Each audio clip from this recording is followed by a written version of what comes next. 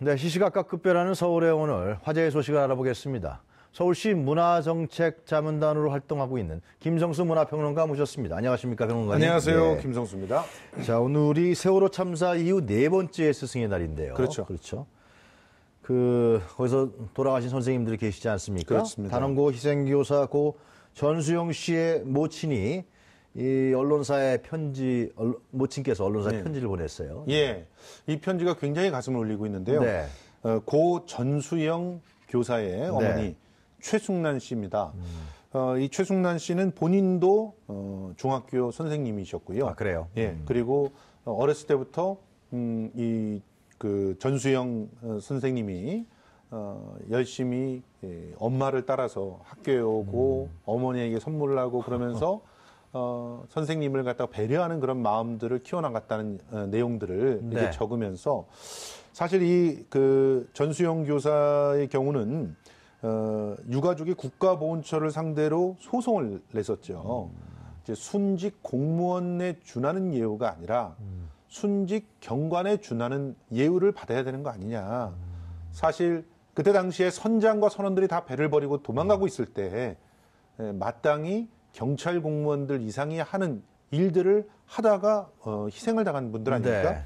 네. 고 전수영 교사 같은 경우도요.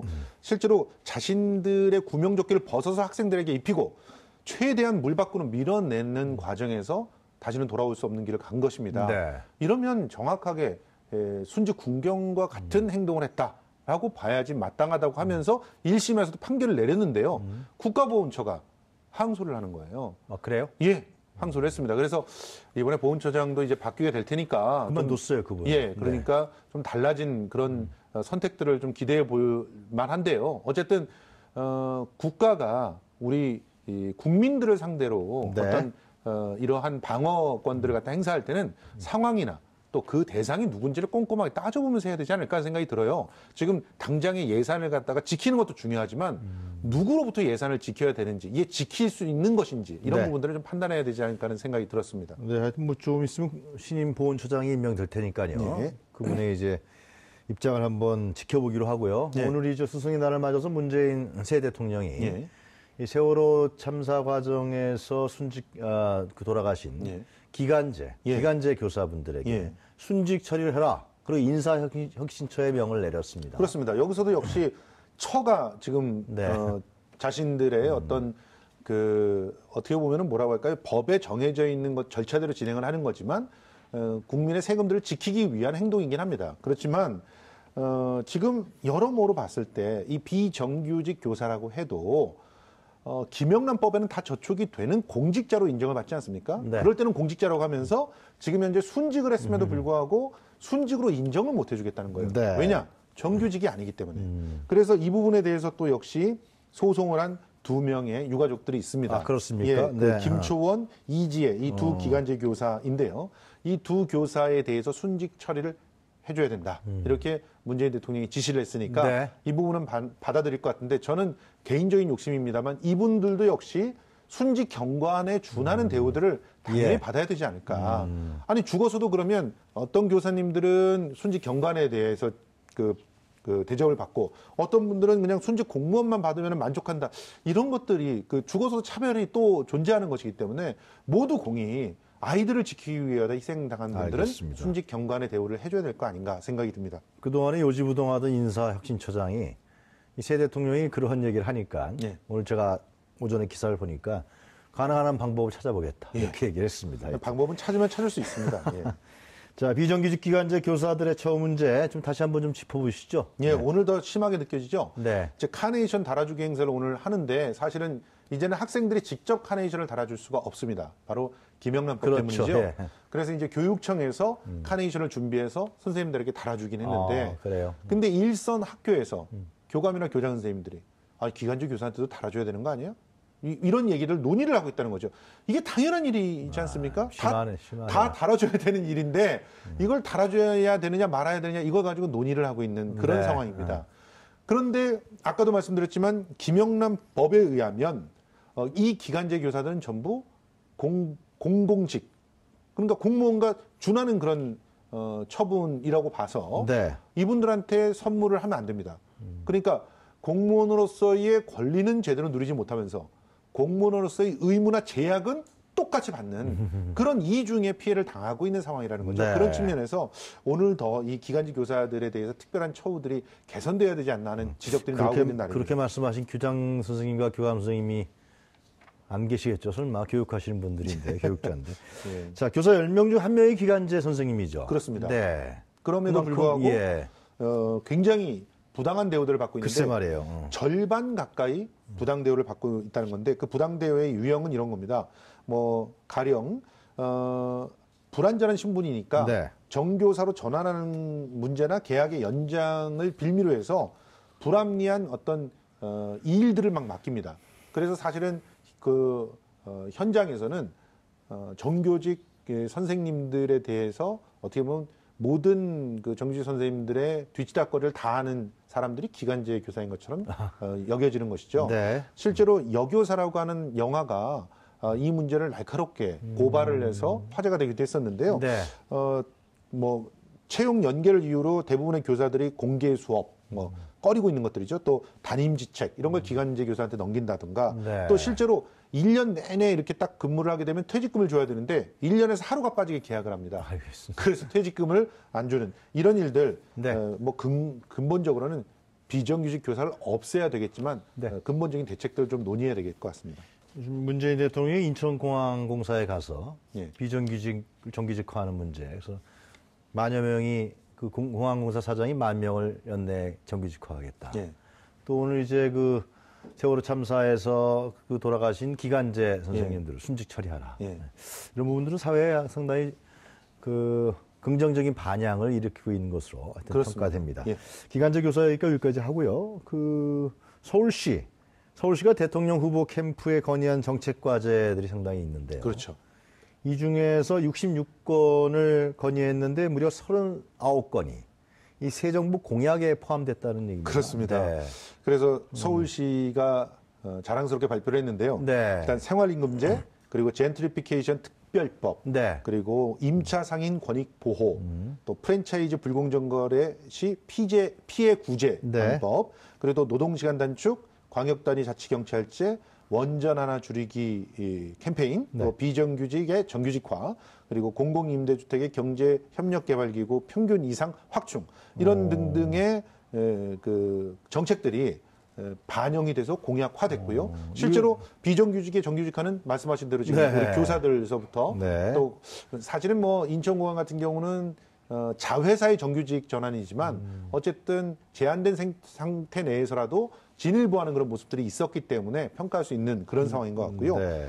서울시의 대표 정책 중에 하나가 생활임금제 아닙니까? 맞습니다. 이 예. 생활임금제 같은 경우는 이제 전국으로 이제 이번 기회에 확산이 되게 됐고요. 네. 또 공공임대주택을 OECD 평균 이상으로 확대하는 정책도 네. 이번 새 정부를 통해서 단계적으로 실시가 될 거라고 보고 있습니다. 네. 특히 서울시가 2012년에 시작한 원전 하나 줄이기 캠페인, 예. 이 캠페인이 좀 더 본격적으로 진행이 되면 더욱 더 좋은 성과들이 반영이 되지 않을까 기대를 하고 있습니다. 네, 이 박원순 시장하고 문재인 대통령하고 좀 이념 지향성이 거의 유사하지 않습니까? 예, 이념시장성도 유사하고 그리고 서울시에서 박원순 시장을 보필했던 사람들이 대거 청와대에 들어갔더라고요. 그러니까요. 뭐 이게 좋은 일이라고 생각이 되는데 네. 어떤 언론에서는 새 정부가 서울시를 따라하고 있다 이런 식의 뉴스가 나서 좀 민망하기도 했습니다. 그건 좀 그렇죠. 예. 예. 근데 실제로 지금 새 정부 공약에 반영되지 않았지만 네. 노동이사제라든가 국공립대 반값문화금이라든가 뭐 또 도시재생정책이라든가 이런 것들이 앞으로 관철될 가능성이 큰 것이 네. 지금 벌써 뭐 임종석 비서실장, 저는 부시장 있었잖아요. 네. 또 그다음에 뭐 조현옥 인사수석, 하승창 사회혁신수석, 네. 김수현 사회수석 등이 다 사실 서울시에서 일하던 분들을 글쎄 말이에요. 다 올려보낸 것이고요. 그리고 지금 현재 청와대 직제 개편을 했는데 직제 개편의 코드나 이런 부분들이 서울시의 직제와 상당히 유사합니다. 네. 그러니까 이런 부분에서도 서로 그 바라보고 있는 것들이 같고 또 우선적으로 뭘 해야 되는지 공유하고 있기 때문에 이런 식의 어떤 비슷한 유형들이 가능하지 않을까 생각해 보고요. 앞으로 더욱더 많은 정책들이 공약화되길 기대해 보겠습니다. 네, 그 박근혜 정부에서 맡겼던 그 청년수당 문제 있지 않습니까? 예, 예. 그것도 서울시가 다시 시작해요. 예, 다시 시작하고 네. 앞으로는 예. 청년수당이 전국적으로 확산될지도 모르겠습니다. 3,000명에서 5,000명으로 늘렸어요. 예, 그렇습니다. 알겠습니다. 정권 교체라는 부분이 많이 실감이 되는 것 같습니다. 그렇습니다. 자, 서울 지하철 출입구가 이제 금연지역으로 지정됐잖아요. 예. 결과가 어떻게 나왔습니까? 효과가 있습니까? 일단은 그 공무원들이 낸 보고서에 따르면 네. 효과가 있습니다. 아, 그래요? 일단 1년을 진행을 해봤는데 7,105건의 흡연을 적발을 하고 네. 실제로 이 적발을 하는 것들 보니까 출입구별 시간당 한 40명 정도에 이르던 흡연자가 금연구역을 지정하고 이렇게 막 열심히 단속을 했더니 네. 시간당 5.6명으로 줄어들었다. 이렇게 보고서를 냈어요. 네. 그런데 단속한 다음에 가보면 네. 결국 비슷한 일들이 또 반복되더라 하는 지적도 있습니다. 아, 그래요? 예, 그러니까 다시 피세요, 거기서? 실제로 이 통계상에 잡히지 않는 그런 분들이 있다. 특히 뭐 지금 보면은 사람들이 아주 많이 오가는 그 유동인구가 많은 곳들 있지 않습니까? 네. 대표적인 곳 중에 하나가 홍대 입구역 같은 곳인데 네. 이 홍대 입구역을 가서 한번 한 언론사에서 취재를 해봤더니 실제로 단속을 다닌다라고 하는 그 시간대에는 담배 피는 분들이 하나도 보이지 않았대요. 그런데 단속 시간대를 피하고 나서는 그래요? 여전히 나오자마자 담배를 피워 물고 거기다 그래요? 꽁초를 버리고 그런 분들이 생겼고 그래서 흡연 부스를 설치하면 좀 나아지지 않을까 그랬는데 이 흡연 부스조차도 역시 서울역에 설치되어 있는 걸 보니까 제대로 관리도 안 돼 있고 네. 흡연 부스 밖으로 뿜어져 나오는 연기 때문에 오히려 더 불편하시는 분들이 많더라. 좀 더 특단의 대책들이 좀 있어야 되겠다는 지적들이 나오고 있습니다. 하여튼 서울시에서는 담배 피는 분들은 좋지 않습니다. 여러 가지 힘드십니다. 예, 끊는 게 아무래도 본인의 건강뿐만이 아니라 타인에게 피해를 주지 않는 그런 행위 같습니다. 예. 또 새 정부 등장한 지 며칠 안 됐는데요. 여러 가지의 예상들이 좀 많이 나오고 있습니다. 예. 이 유통업체, 대형 유통업체 문제, 이 문제, 소상공인에 대한 보호 문제, 이 문제도 사실상 논제로 떠오르고 있는데 어떻습니까? 사실은 논쟁이 벌어지고 있는 부분은 네. 치열하게 현장에서 소상공인들하고 대형마트 등이 갈등을 벌이고 있기 때문에 네. 대표적인 갈등 사례가 서울에서 존재합니다. 예. 이 상암 DMC에 보면은 롯데 쇼핑몰이 건립이 되게 돼 있었거든요. 근데 분명히 서울시는 2013년에 다 이제 허락을 해줬죠. 그런데 상인들이 거센 반발을 해가지고 지금까지 4년 넘게 쇼핑 건립 허가를 못 내주고 있는 그런 상황이 네. 벌어지고 있죠. 그러다 보니까 롯데쇼핑 같은 경우는 소송을 억울하겠네요. 할 수밖에 없는 그런 상황이 됐습니다.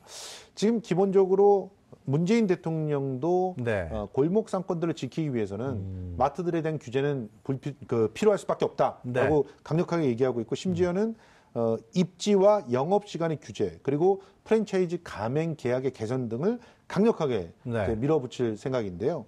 근데 이렇게 되다 보면은 결국은 골목 상권을 지키는 게 아니라 마트만 죽이는 꼴이 되고, 그래요? 예, 그렇게 주장을 하고 있죠. 이제 대형마트에서 마트만 네. 죽이고 그리고 지역 소비자들의 불편은 가중시키는 꼴이 된다는 주장들을 하고 있습니다. 네. 실제로 몇 군데를 이제 사례를 취합을 해봤더니 골목 상권들이 살지 않고 마트를 줄였더니 다른 인근 동네의 마트들이 더 잘 되더라. 그래요? 그러니까 그 골목 상권으로 들어가지 않더라. 시장이나 이런 쪽으로 가서 사지 않더라. 이런 얘기들이 나와서 병행하는 대책들이 좀 필요하다. 가령 지금은 또 온라인으로 다 많이 사잖아요. 그죠? 그렇습니다. 특히 온라인 쇼핑몰들이 급증하게 된 것은 마트의 규제 때문이다. 이런 주장들도 하고 있거든요.